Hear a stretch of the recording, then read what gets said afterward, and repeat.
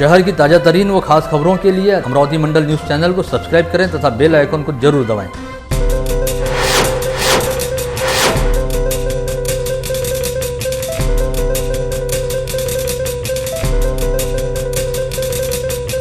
नमस्कार, दैनिक अमरावती मंडल के मंडल news bulletin में आप सभी का स्वागत है। आइए पेश करते हैं आज की कुछ खास खबरें। संत गाड़गे बाबा अमरावती विश्वविद्यालय द्वारा ली जाने वाली अंतिम सत्र की परीक्षा को अंततः कुछ समय के लिए स्थगित कर दिया गया है। यह निर्णय विद्यापीठ के शिक्षकेतर कर्मचारियों द्वारा किए जा रहे काम बंद आंदोलन की वजह से लिया गया है, क्योंकि इस हड़ताल के चलते विद्यापीठ में परीक्षा से संबंधित कामकाज का नियोजन पूरी तरह से गड़बड़ा गया है।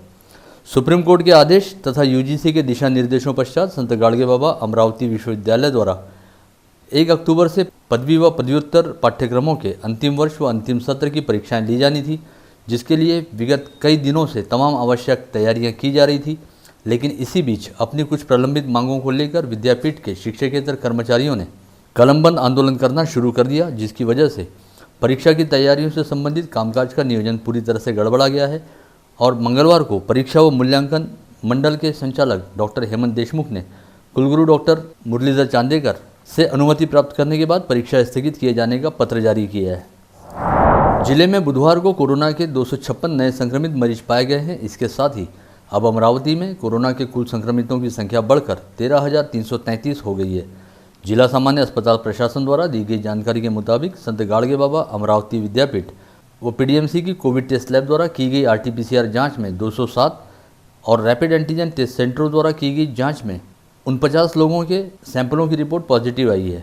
जिला सामान्य अस्पताल द्वारा दी गई जानकारी के मुताबिक बुधवार को 22 छोटे बच्चों सहित 143 पुरुषों व 91 महिलाओं की कोरोना टेस्ट रिपोर्ट पॉजिटिव आई है। इन दिनों कोविड संक्रमित पाए जाने वाले बच्चों की संख्या लगातार बढ़ती जा रही है और ये अपने आप में बेहद चिंता का विषय है। इस समय जिले के विभिन्न ग्रामीण क्षेत्रों में कोरोना संक्रमित मरीज मिलने का सिलसिला बदस्तूर जारी है और ग्रामीण इलाकों में कोविड संक्रमितों की संख्या 4000 के मुहाने पर जा पहुंची है। जिले के सभी ग्रामीण पुलिस थानांतर्गत आने वाले क्षेत्रों में कोरोना के कुल संक्रमितों की संख्या अब 4000 के स्तर को पार करते हुए आगे बढ़ गई है, जिसमें से 133 कोविड संक्रमितों की मौत हो चुकी है।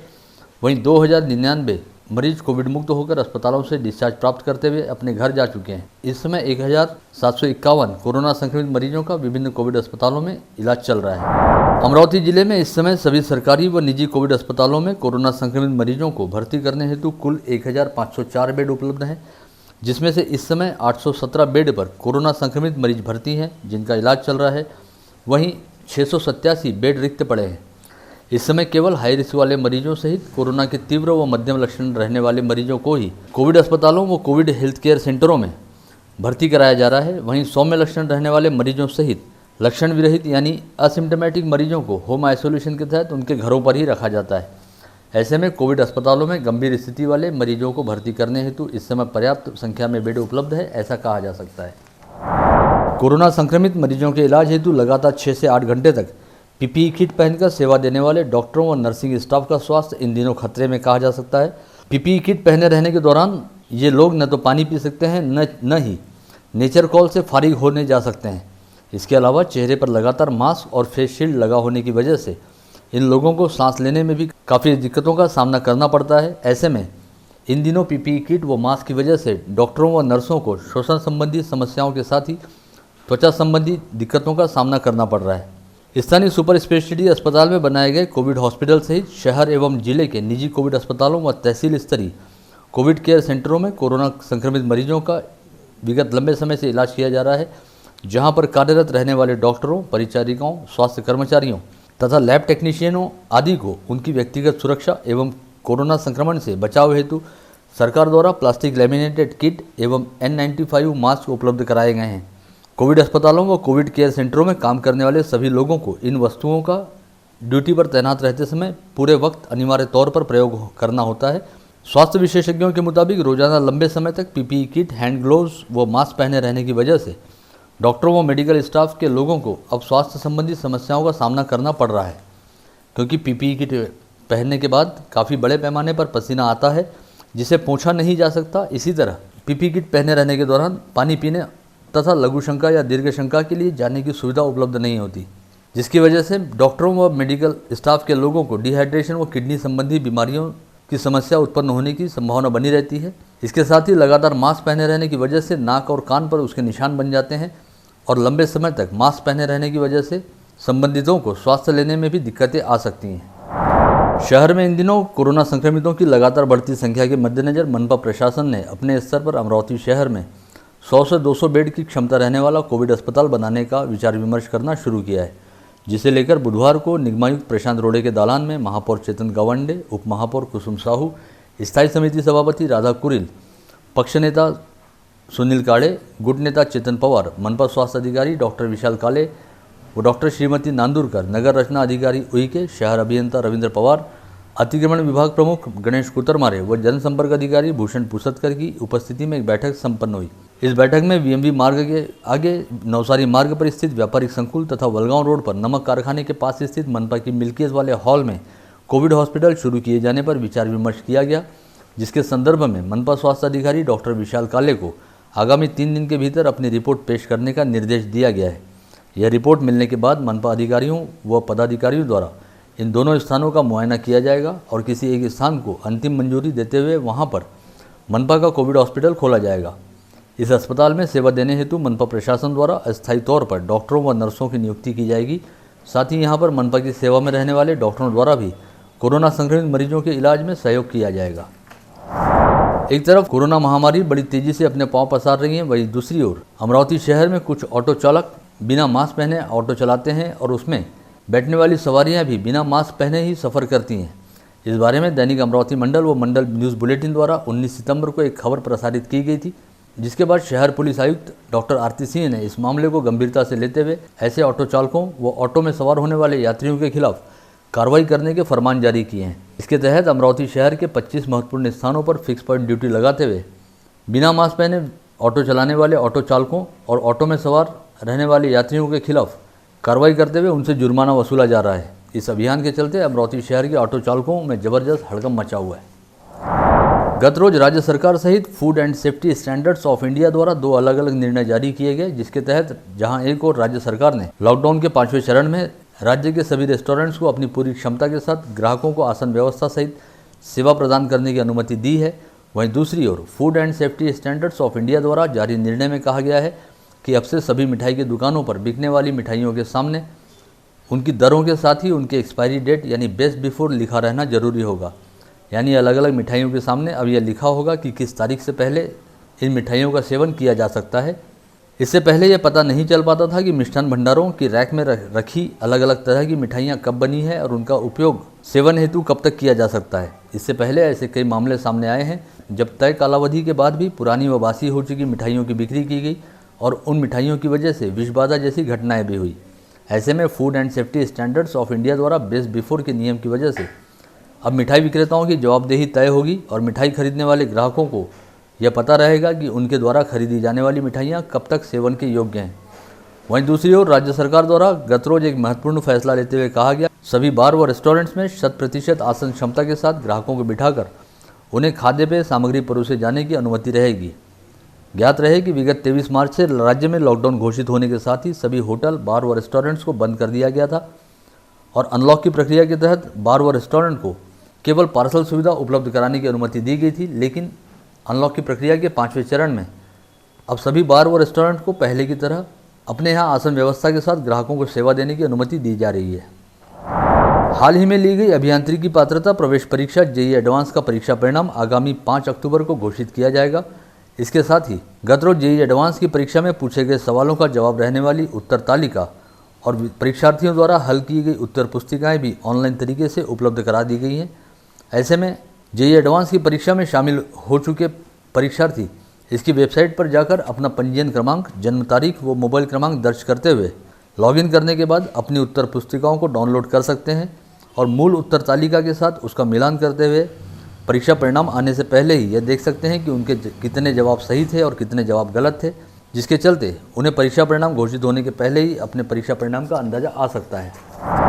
जिस तरह से नागपुर में कोरोना संक्रमण का शिकार होने वाले पुलिस अधिकारियों व कर्मचारियों के लिए स्वतंत्र कोविड अस्पताल बनाया जा रहा है, ठीक उसी तर्ज पर आगामी 15 दिनों के भीतर अमरावती में भी पुलिस वालों के लिए स्वतंत्र कोविड अस्पताल बनाया जाएगा, जिसके लिए जगह देखने के साथ ही अन्य तमाम आवश्यक तैयारी करने एवं संसाधन जुटाने का काम शुरू कर दिया गया है। ऐसी जानकारी शहर पुलिस आयुक्त डॉक्टर आरती सिंह द्वारा दी गई है। बुधवार को अपने कक्ष में स्थानीय मीडिया के साथ औपचारिक चर्चा करते हुए सीपी डॉक्टर आरती सिंह ने बताया कि विगत लंबे समय से अमरावती पुलिस आयुक्तालय क्षेत्र में पुलिस अधिकारियों व कर्मचारियों के तबादले रुके पड़े थे, जिसमें से तबादला हेतु पात्र 471 पुलिस कर्मचारियों की सूची तैयार कर ली गई है और आज शाम अथवा कल सुबह तक इन पुलिस कर्मियों के तबादले संबंधी आदेश जारी कर दिए जाएंगे। वहीं इसके बाद शहर पुलिस के थानेदार तथा एएसआई व पीएसआई स्तर के अधिकारियों के तबादले की प्रक्रिया शुरू की जाएगी। कोरोना की वजह से लॉकडाउन लागू किए जाने के बाद जहां एक और सभी तरह के व्यवहार व कामकाज पूरी तरह से ठप थे, वहीं इस मुश्किल भरे दौर में भी महावितरण ने अपने ग्राहकों को सर्वोत्तम सेवा देते हुए समूचे राज्य में 2,22,171 ग्राहकों को नए बिजली कनेक्शन दिए, जिसमें से अकेले विदर्भ क्षेत्र में ही कुल 71,426 नए कनेक्शन दिए गए हैं, जिसके तहत अमरावती परिमंडल में 11,811 व अकोला परिमंडल में 13,937 नए विद्युत कनेक्शन दिए गए हैं। मार्च माह से लागू किए गए लॉकडाउन व कर्फ्यू के दौरान भी महावितरण के कर्मचारियों ने दिन रात परिश्रम करते हुए विद्युत आपूर्ति को सुचारू रखने का काम किया है, ताकि लॉकडाउन के दौरान अपने घरों में कैद होकर रह जाने वाले लोगों को किसी भी तरह की कोई दिक्कत ना हो। कोरोना काल में सतर्कता बरतने के लिए मनपा प्रशासन की ओर से मास्क और सोशल डिस्टेंसिंग का पालन नहीं करने वाले लोगों के खिलाफ कार्रवाई करना शुरू किया गया है। वहीं दूसरी ओर सड़क किनारे सब्जी और फल बिक्री के हाथ ठेले लगाकर लोगों की भीड़ इकट्ठा करने वाले विक्रेताओं के खिलाफ भी कार्रवाई करनी शुरू कर दी गई है। ऐसे में शहर के अलग अलग क्षेत्रों में मनपा अधिकारियों के वाहन आने की खबर मिलते ही सड़क किनारे अपने ठेले सजाने वाले विक्रेताओं में आज भागम भाग वाली स्थिति दिखाई दी और हर विक्रेता मनपा अधिकारियों की दंडात्मक कार्रवाई से बचता हुआ दिखाई दिया। अपनी पत्नी के साथ शारीरिक व मानसिक प्रताड़ना करने वाले एक सहायक पुलिस निरीक्षक के खिलाफ शहर पुलिस आयुक्त डॉक्टर आरती सिंह ने तुरंत ही निलंबन की कार्रवाई की। निलंबित एएसआई का नाम प्रवीण घवले बताया गया है। इस एएसआई की पत्नी ने इससे पहले 2 बार शहर पुलिस आयुक्त से मिलकर इंसाफ की मांग की थी, लेकिन इसके बावजूद संबंधित एएसआई के खिलाफ कोई कार्रवाई नहीं की गई थी। लेकिन सीपी डॉक्टर आरती सिंह ने इस महिला की व्यथा की जानकारी मिलते ही तुरंत कार्रवाई करते हुए उसके पुलिस पति को सेवा से निलंबित कर दिया। बिना वैध दस्तावेजों के साथ अवैध तरीके से रेती ढुलाई करने वाले रेती तस्कर ने पकड़े जाने के तुरंत बाद नायब तहसीलदार के ऊपर रेती लदा ट्रैक्टर चढ़ाने का प्रयास किया। यह सनसनीखेज घटना मंगलवार की सुबह करीब 11:15 बजे के आसपास भातकुली तहसील अंतर्गत पेड़ी नदी के निकट घटित हुई। इस घटना में भातकुली के नायब तहसीलदार विजय भाऊराव मांजरे बाल बच गए। 29 सितंबर की सुबह 10 बजे के आसपास नायब तहसीलदार विजय मांजरे भातकुली तहसील कार्यालय जा रहे थे। उसी समय उन्हें पेड़ी नदी के रेती घाट के पास एक ट्रैक्टर खड़ा दिखाई दिया, जिसके बाद वे अपने कार्यालय पहुंचे और कुछ कर्मचारियों को साथ लेकर वापस पेड़ी नदी के रेती घाट पर पहुंचे, जहां पर उन्हें एक ट्रैक्टर में रेती ढुलाई होने की बात दिखाई दी। इस समय जब उन्होंने ट्रैक्टर चालक से रेती ढुलाई का परमिट और पास के बारे में पूछताछ की, तो उसने पास दिखाने की बजाय राजस्व कर्मचारियों के साथ वाद विवाद करना शुरू किया और मौके से फरार होने का प्रयास किया। इस समय जब नायब तहसीलदार मांजरे ने इस ट्रैक्टर को रोकने का प्रयास किया, तो ट्रैक्टर चालक ने सीधे उनके शरीर पर ट्रैक्टर चढ़ाने का प्रयास किया, लेकिन इस घटना में नायब तहसीलदार मांजरे बाल बच गए। इस घटना में भातकुली पुलिस ने सूरज नागमोते व विनोद राम सिंह पवार नामक 2 आरोपियों को गिरफ्तार किया है। वहीं मयूर भातखलकर नामक आरोपी फरार हो गया। अपने गांव जाने के लिए निकली एक 70 वर्षीय महिला को अचानक चक्कर आ जाने के कारण जमीन पर गिर पड़ी और अस्पताल ले जाने पर डॉक्टरों ने इस महिला को मृत घोषित कर दिया। यह घटना बुधवार की सुबह 10:30 बजे के आसपास स्थानीय बस स्टैंड परिसर में घटित हुई है। पुलिस ने फिलहाल मर्ग दर्ज कर इस महिला की शिनाख्त करने का आह्वान किया है। आगामी नवरात्रोत्सव, दशहरा व दिवाली जैसे त्योहारों के समय समूचे जिले में कानून व व्यवस्था की स्थिति कायम रहे, इस हेतु सतर्कता बरतते हुए ग्रामीण पुलिस ने 17 लोगों को तड़ीपार करने का प्रस्ताव एसडीएम के पास भेजा है। इसकी प्रक्रिया पूरी होने के बाद इन 17 लोगों को जिले से तड़ीपार किया जाएगा। इसी तरह सावधानी के तौर पर करीब 1800 बदमाशों के खिलाफ प्रतिबंधात्मक कार्रवाई की गई है। राजापेट पुलिस थाना क्षेत्र के एमआईडीसी मार्ग स्थित नेक्स्ट लेवल शोरूम के पास मंगलवार की शाम 7:30 बजे के दौरान एक तेज रफ्तार ट्रक ने मोटरसाइकिल पर सवार राहुल भगवान मेश्राम को जबरदस्त टक्कर मार दी, जिसके चलते इस युवक की घटनास्थल पर ही मौत हो गई। पुलिस ने घटनास्थल का पंचनामा कर लाश को पोस्टमार्टम के लिए रवाना किया है। शिकायतकर्ता का अनुदान प्रस्ताव उचित होने के बावजूद अपने स्वार्थ पूर्ति के लिए केस को रोककर 2,50,000 रुपये की रिश्वत मांगने वाले अकोला के तत्कालीन जिला व महिला बाल विकास अधिकारी योगेश जवादे व जिला परिवीक्षा अधिकारी गौतम केरू आरवेल को एंटी करप्शन ब्यूरो की टीम ने उनके ही कार्यालय में ट्रैप लगाकर रिश्वत की रकम स्वीकारते हुए रंगे हाथ गिरफ्तार किया है। इस मामले में एसीबी द्वारा आगे कार्रवाई की जा रही है। अपने पोते के साथ मोटरसाइकिल पर सवार होकर जा रही खानापुर निवासी 75 वर्षीय महिला प्रभा श्रीराम गायकवाड़ बीच रास्ते में दोपहिया को रुकवाकर लघु शंका के लिए नीचे उतरी थी। इसी दौरान यहां से गुजर रहे एक अज्ञात वाहन ने इस महिला को जबरदस्त टक्कर मारी, जिससे इस महिला की घटनास्थल पर ही मौत हो गई। यह सनसनीखेज घटना चांदूर बाजार से मोर्शी मार्ग स्थित चिखली सावंगी फाटे पर घटित हुई है। मसानगंज परिसर में मनपा स्कूल क्रमांक 2 के पास स्थित रामकिशन फूलचंद अहिरवार के हर्षा स्क्रैप टायर में बीती रात 3 बजे भीषण आग लग गई। इस घटना में करीब 50,000 रुपये की कीमत के स्क्रैप टायर का माल जलकर खाक हो गया। आग की चपेट में आने की वजह से यहां पर पास ही स्थित महावितरण के तार भी जल गए। वक्त पर पहुंची दमकल की टीम ने इस आग पर काबू पा लिया, जिससे यहां पर एक बड़ी अनहोनी घट गई। संदेह जताया जा रहा है कि किसी शरारती व्यक्ति द्वारा जानबूझकर यह आग लगाई गई है। इसी के साथ आज का बुलेटिन यहीं समाप्त होता है। कल दोबारा आप सभी से मुलाकात होगी ऐसे ही कुछ खास खबरों को लेकर। तब तक के लिए नमस्कार।